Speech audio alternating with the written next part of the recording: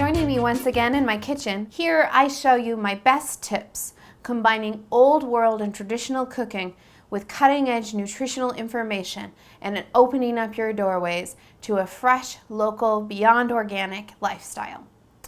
Yesterday, we went over the basics of cooking poultry. And so, of course, we had for dinner turkey and mashed potatoes. And today we're talking about what to do with the leftovers. And actually, this segment is one of my favorite things to share with people because there's just a gold mine of nutrition in what some people would just simply throw in the garbage. So today we're going to talk about bone broth and making bone broth. So if you look here in the pan, what I have left are my bones. And I've taken the big leftover pieces of meat off. You can see here we managed to have a drumstick left and a piece of a breast. So I'll save that. We can have leftovers for another meal or chicken salad.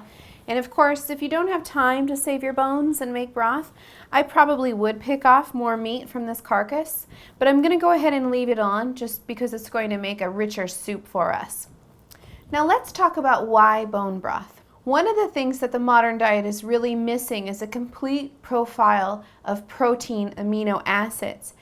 The reason for this is because of our relative affluence. We've been able to simply cut the best pieces of meat and throw the rest away. It used to be that people simply could not afford to throw all of this good food away. And the honest truth is, almost every single one of us is sincerely missing nutritional value that comes only from other places in a carcass, like the bones and the skin.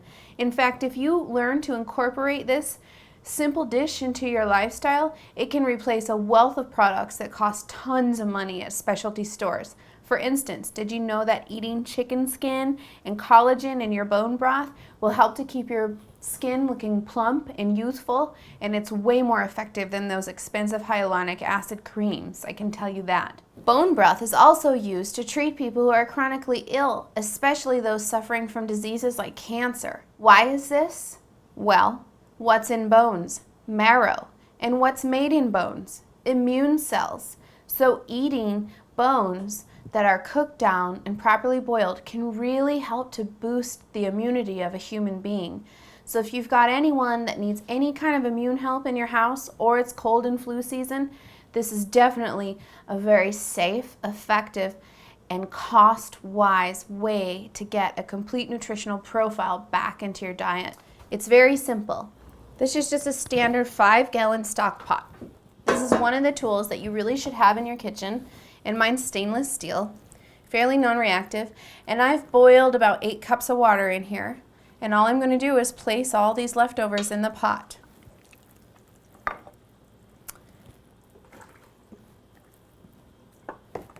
Now there's nothing fancy about doing this. You just scrape everything that's left over into the bowl.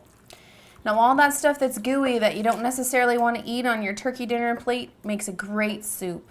And on top of what a nutritional powerhouse this is, I will tell you, every chef in the world uses this as a base for all the soups they make.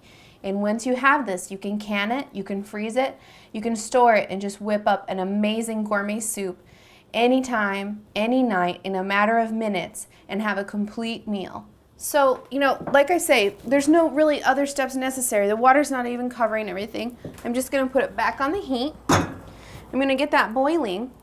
And then I'm going to add some more water using these liquid measuring cups. And this is what I do. I like to use the filtered water. If we can get the chlorine and things like that out of the water, that's better. Both for flavor and nutrition. So I'm just going to cover that up and I'm going to let that boil. And I want it to boil hard for at least 20 minutes. Now, ultimately, to make the best bone broth, you can boil all the way down until the bones are completely dissolving and crumbling in your hands. But you want to at least boil this broth for about 2 hours. So what you can do is, when you're cleaning up the kitchen, put this water on right as you're making dishes, throw the carcass in the water, and just leave it on. Watch TV, read a book, finish your cleaning, come back in a couple hours and turn it off.